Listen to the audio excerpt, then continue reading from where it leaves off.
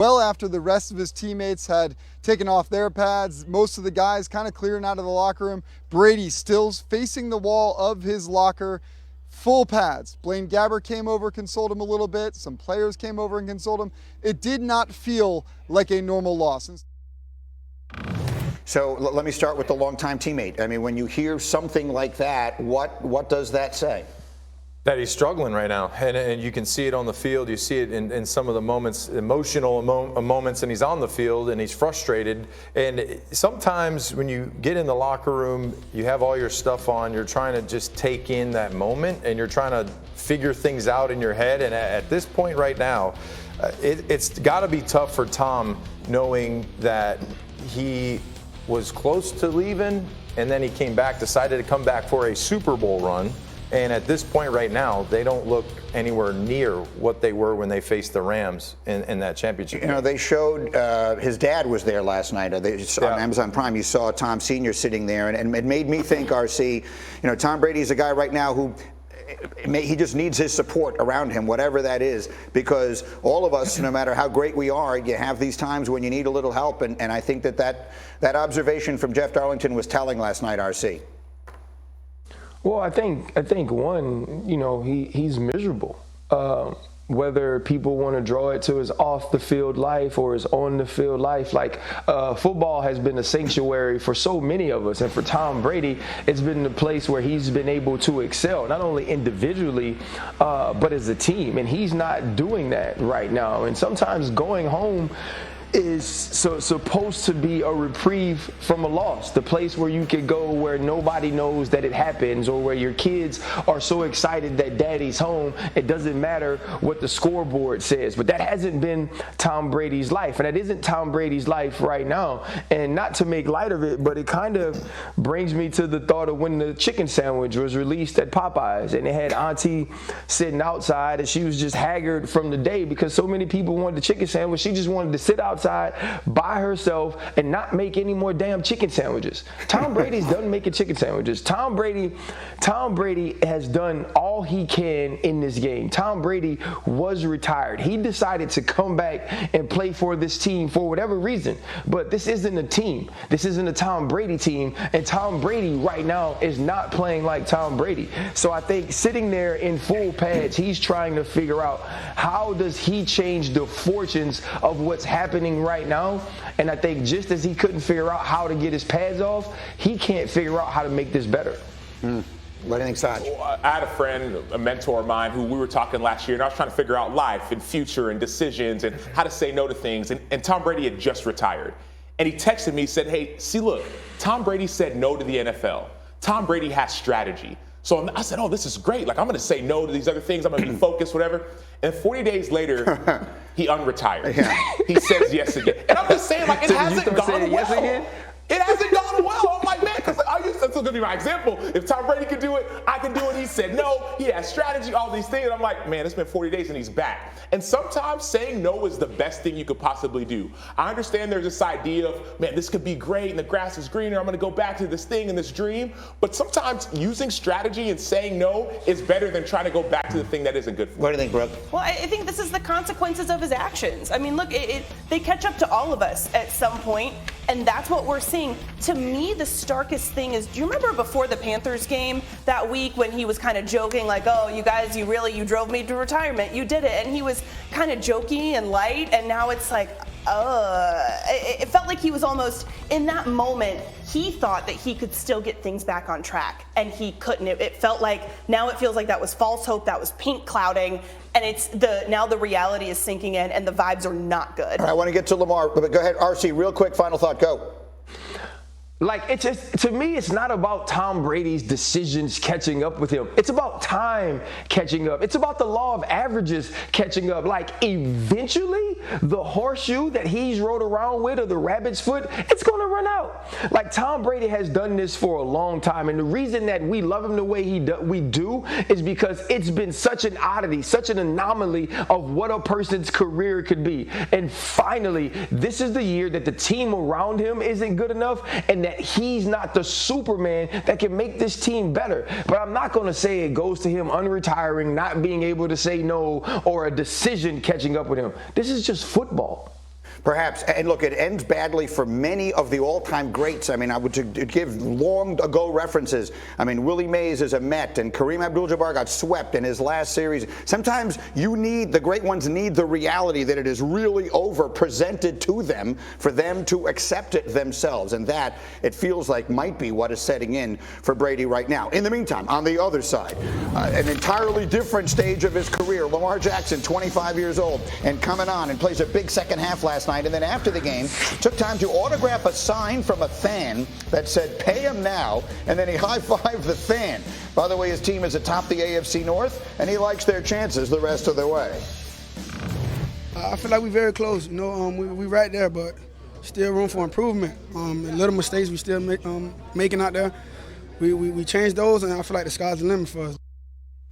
All right, so there's really two sides of the Lamar story, and there are going to be all year long. The contract is going to be part, the pay him now. That's just both sides signed up for that being part of the discussion when they didn't get the deal done.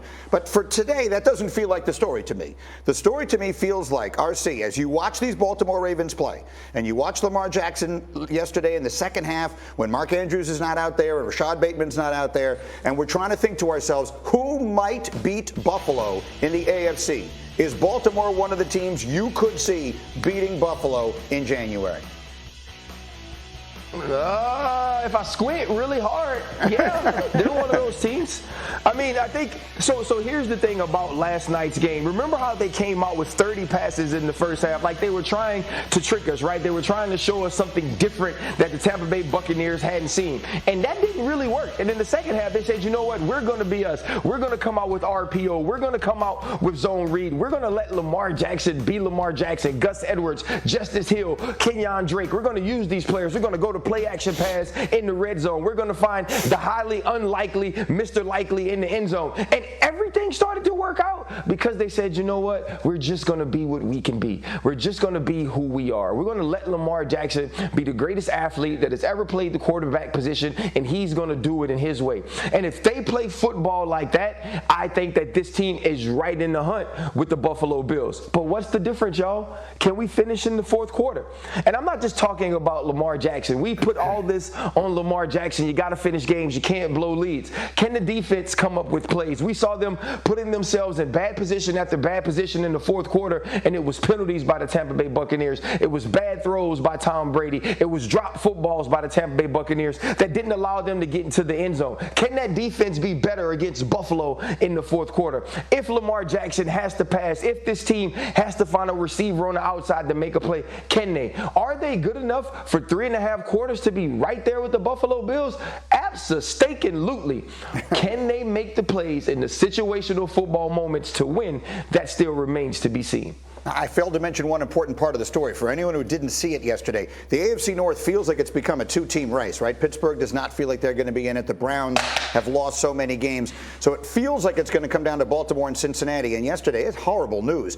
Jamar Chase, who was outside of the quarterback, the best player on the Cincinnati Bengals and is having another magnificent season, is going to be out 4 to 6 weeks with a hip injury, which feels like an enormous loss for a team that last week passed for almost 500 yards. So factoring that into the equation, does this now feel, Brooke Pryor, like it is at the division you cover because you're with the Steelers? Does it feel like it is Baltimore's division right now to lose? Yeah, I mean, let's be real. It feels like this is Lamar Jackson's division because he is the reason why the Ravens are in the position that they're in right now. The thing that concerns me, though, is that while Lamar Jackson can do a lot of really good stuff, he can't throw the ball to himself. He does need some help. And when I look at the injuries that kind of piled up last night, he's going to have less because he's a guy that's averaging less than that a game, but this run game is so big inside the red zone, and they use him as a quarterback, so you get the duality of it when you can do the zone reads and get him outside on the RPO. So I expect him to run the football when they're in scoring position, so it'll be less than 1.5. All right, next up, Ninko. Tyreek Hill, will he have more or less than 81.5 receiving yards against the Lions? I'm going with more on this one. You know, Tua is going to be looking for him often and early. Again, playing the Lions, we know the Lions have struggled defensively. So I'm going with more. We know he's the go-to guy. He's a target in the offense, and there's always going to be a design play for him. So he's going with more. I'm thinking 100. 100 yards for Tyreek Hill. And then Sunday, Sunday night, Aaron Rodgers, more or less 243.5 passing yards in Buffalo. He will have less. He's playing against one of the best defenses in all the NFL. But not only that, this is his lowest completion percentage since 2019. This is his lowest yards per completion ever. And so you're playing against an unstoppable force, and you are not even at your best. Aaron Rodgers will have less than 243.5? Yes, it is the unstoppable force against the very movable object, and that is what it has been so far for Aaron's Packers. And candidly, it's been quite a week for Aaron Rodgers, going back to when they lose to the Commanders on Sunday. Then he goes on the Pat McAfee show on Tuesday. Let's sort of go through the week that was for Aaron Rodgers. Guys who are making too many mistakes shouldn't be playing. Got to start cutting some reps. And maybe guys who aren't playing, give them a chance. People don't think I need to air that stuff out. That's their opinion. But I'm doing what I think is the best interest of our guys. I'm alerting everybody that this hasn't been good enough. If one of those guys has a problem with it, I'm right here. I'd love to have a conversation. All right, so there's been so much talk on this show about what he said. I'm going to get to the game in a minute. If you have a conversation, you will get cut right on the spot. Here. I have to hear RC's take on this. Just seeing his face. I've not yet heard. And RC's relationship with Aaron is well documented. What did you make of the week that was for Aaron Rodgers, RC?